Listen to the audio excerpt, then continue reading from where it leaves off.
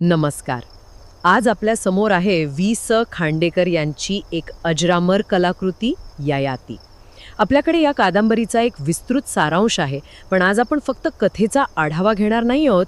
आपण या कथेच्या आत मानवी भावनांच्या गुंतागुंतीत शिरणार आहोत.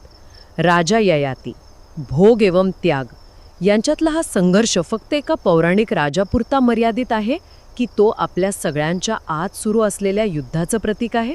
आणि हाच प्रश्न या कादंबरीला आजही तितकी समर्पक बनवतो. ही केवळ एका राजाची गोष्ट नाहीये.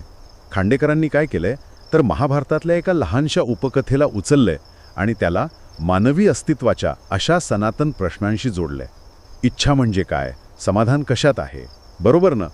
आणि आपण ज्या निवडी करतो त्याचे परिणाम फक्त आपल्यावर नाही तर इतरांच्या आयुष्यावरही कसे होतात याचा हा एक सखोल शोध आहे. चला तर मग या शोधाची सुरुवात करूया.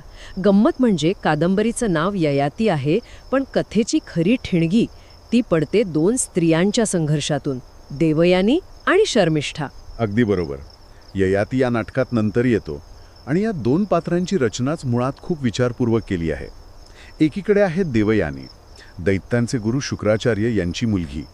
तिच्याकडे ज्ञानाचा आणि अधिकाराचा वारसा आहे, पण ती राजकन्या नाही. त्यामुळे तिच्यात एक प्रकारची असुरक्षितता आहे आणि त्यातूनच आलेला प्रचंड अहंकार. हो, तिला सतत स्वतःला सिद्ध करायचं आहे. मी कोणापेक्षा कमी नाही ही भावना. ही तिच्या प्रत्येक कृतीतून दिसते. तिला नाकारलं जाणं सहनच होत नाही. म्हणजे तिचा गर्व हा तिच्या असुरक्षिततेतून आलाय असं म्हणता येईल. आणि दुसरीकडे आहे शर्मिष्ठा, जन्माने राजकन्या, असुर राजा वृषपर्वाची मुलगी, पण नियतीच्या फेऱ्यात ती देवयानीची दासी बनते. हो, आणि इथेच खरा संघर्ष आहे. शर्मिष्ठेचा स्वाभिमान तिच्या रक्तात आहे. तिचं राजपद गेलं असेल, पण तिच्यातला तो आत्मविश्वास गेला नाही. त्यामुळे जेव्हा देवयानी तिला दासी म्हणून हिणवते तेव्हा तिचा स्वाभिमान दुखावतो. तो विहिरीचा प्रसंग, तो प्रसंग फक्त दोन स्त्रियांमधलं भांडण नाहीये, तर दोन वेगवेगळ्या सामाजिक आणि मानसिक स्तरांवरच्या अस्मितांची टक्कर आहे ही. आणि याच अत्यंत नाट्यमय क्षणी या संघर्षाच्या केंद्रस्थानी राजा ययातीची एंट्री होते. तो शिकारीसाठी आलेला असतो आणि विहिरीत पडलेल्या देवयानीला बाहेर काढतो. पण तो फक्त तिला वाचवत नाही, तर तो नकळतपणे या दोन स्त्रियांच्या आयुष्यात आणि त्यांच्या सत्ता संघर्षात ओढला जातो. अगदी देवयानीसाठी ययाती एक संधी आहे, बरोबर? हो, एक मोठी संधी. तो एक प्रतिष्ठित राजा आहे. त्याच्याशी विवाह करून ती स्वतःचं स्थान शर्मिष्ठेपेक्षा कितीतरी पटींनी उंच करू शकते. तिचा ययातीशी विवाह करण्याचा हट्ट हा प्रेमापेक्षा जास्त तिच्या अहंकाराच्या पूर्ततेसाठी आहे. ती ययातीला एक प्रकारे जिंकते. पण ययातीचं काय? तो या लग्नाला तयार होतो, पण त्याचं मन शर्मिष्ठेकडे ओढ घेतं. तिच्या त्या स्वाभिमानी सौंदर्याने तो प्रभावित होतो. इथे मला एक प्रश्न पडतो, ययातीचं शर्मिष्ठेवर खरं प्रेम होतं की जे सहज मिळत नाही ते मिळवण्याची ती एक पुरुषी इच्छा होती? हा खूप महत्त्वाचा मुद्दा आहे आणि हाच ययातीच्या व्यक्तिरेखेचा गाभा आहे. त्याची वृत्तीच भोगवादी आहे. त्याला जगातल्या सगळ्या सुंदर गोष्टींचा उपभोग घ्यायचा आहे. देवयानी त्याला कर्तव्याचा भाग म्हणून मिळाली, पण शर्मिष्ठा ती त्याच्या मनाची ओढ आहे. म्हणून मग तो तिच्याशी गुप्तपणे गांधर्व विवाह करतो. हो, त्याला वाटतं की तो दोन्ही सांभाळू शकेल, सामाजिक कर्तव्यही आणि मनाची इच्छाही. पण तो हे विसरतो की अशा निर्णयांचे परिणाम अटळ असतात. आणि ते परिणाम लवकरच समोर येतात. हे रहस्य उघडल्यावर देवयानीचा संताप तो स्वाभाविक आहे, पण तिचा प्रतिसाद केवळ एका दुखावलेल्या पत्नीचा नाही. ती थेट आपले वडील शुक्राचार्य यांच्याकडे तक्रार घेऊन जाते. हीच तिची सगळ्यात मोठी ताकद आहे. ती तिच्या भावनांचा वापर एक शस्त्र म्हणून करते. आणि शुक्राचार्य आपल्या मुलीच्या अपमानामुळे संतापतात. हो, आणि ते ययातीला जो शाप देतात तो खूप विचारपूर्वक दिलेला आहे. ते त्याला ठार मारत नाहीत किंवा त्याचं राज्य हिरावून घेत नाहीत. ते थेट त्याच्या अस्तित्वाच्या मूळ इच्छेवर हल्ला करतात. अगदी. ते म्हणतात, ज्या तारुण्याच्या आणि भोगाच्या जीवावर तू उन्मत्त झाला आहेस तेच तारुण्य मी तुझ्याकडून हिरावून घेतो. ते त्याला अकाली वृद्धत्व देतात. ही शिक्षा शारीरिक नाही तर मानसिक आहे. म्हणजे ज्या गोष्टीची त्याला सर्वात जास्त भीती वाटत होती तीच त्याच्यावर लादली जाते. पण थांबा, या शापाला एक अटही होती, एक पळवाट. हो, तो आपलं म्हातारपण दुसरा कोणाला तरी देऊन त्या बदल्यात त्याचं तारुण्य घेऊ शकत होता. ही अट तर शापापेक्षाही क्रूर वाटते. नेमका हाच खांडेकरांचा हेतू आहे. ही अट ययातीला एका नैतिक संकटात ढकलते. ती त्याला स्वतःच्या स्वार्थाची परीक्षा घेण्याची संधी देते.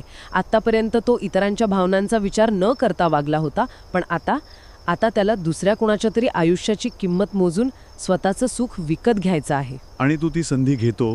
तो आपल्या मुलांना बोलवतो आणि त्यांचं तारुण्य मागतो, एक वडील म्हणून. आपल्या मुलाकडे त्यांचं आयुष्य, त्यांचं भविष्य मागणं. आजच्या काळातून पाहिलं तर हे किती टोकाचं स्वार्थीपणाचं वाटतं. नक्कीच. आणि हाच या कादंबरीच्या केंद्रस्थानी असलेला संघर्ष आहे. देवयानीचे पुत्र यदू आणि तुर्वसू स्पष्टपणे नकार देतात. त्यांचा नकार व्यावहारिक आहे. ते म्हणतात, म्हातारपण अटळ आहे, त्यात दुःख आणि व्याधी आहेत, आम्ही ते स्वीकारू शकत नाही. आता त्यांना स्वार्थी म्हणता येईल का, की ते फक्त स्वतःच्या आयुष्याचा विचार करत आहेत, जे स्वाभाविक आहे? हा एक अवघड प्रश्न आहे. पण मग येतो शर्मिष्ठेचा पुत्र पुरू. तो वडिलांची ती केविलवाणी अवस्था पाहतो आणि एका क्षणाचाही विचार न करता आपलं तारुण्य वडिलांना द्यायला तयार होतो. आपण पुरूच्या या त्यागाला पितृभक्ती म्हणून गौरवितो, पण खरंच हा त्याग आदर्श मानावा का? एका व्यक्तीच्या सुखासाठी दुसऱ्याने आपलं संपूर्ण आयुष्य पणाला लावणं कितपत योग्य आहे? आणि हाच तो नैतिक पेच आहे ज्यावर खांडेकर आपल्याला विचार करायला भाग पाडतात.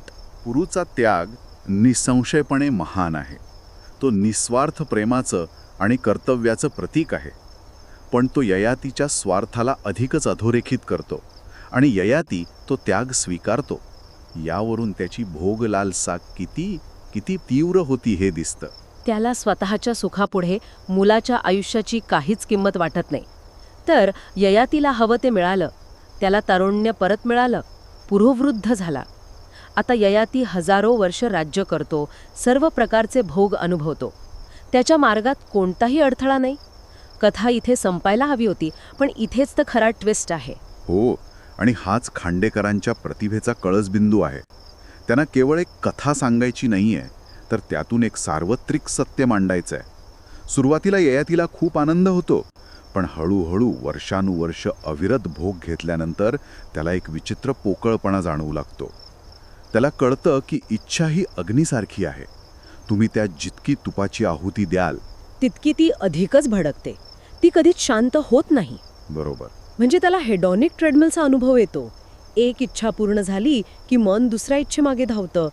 सुख मिळतं पण समाधान मिळत नाही. ज्या सुखासाठी त्याने एवढा आटापिटा केला, स्वतःच्या मुलाचं आयुष्य पणाला लावलं, ते सुख मिळाल्यावर त्याला त्याची निरर्थकता कळते. पण हा साक्षात्कार त्याला अचानक कसा होतो?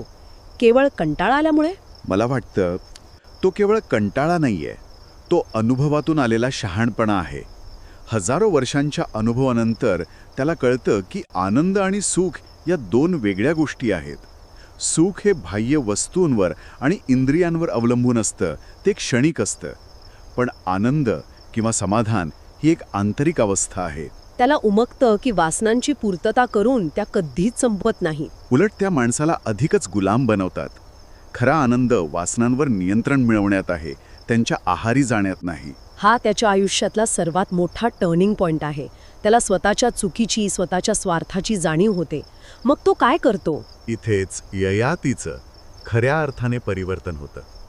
तो केवळ पश्चाताप करत बसत नाही, तर कृती करतो. तो पुरूला बोलावून घेतो, त्याची क्षमा मागतो आणि त्याचं तारुण्य त्याला परत करतो. अरे वा. हो, तो स्वतःचं वृद्धत्व आता केवळ शिक्षा म्हणून नाही, तर एक नैसर्गिक अवस्था म्हणून आनंदाने स्वीकारतो. हा क्षण म्हणजे भोगावर संयमाने मिळवलेल्या विजयाचा क्षण आहे.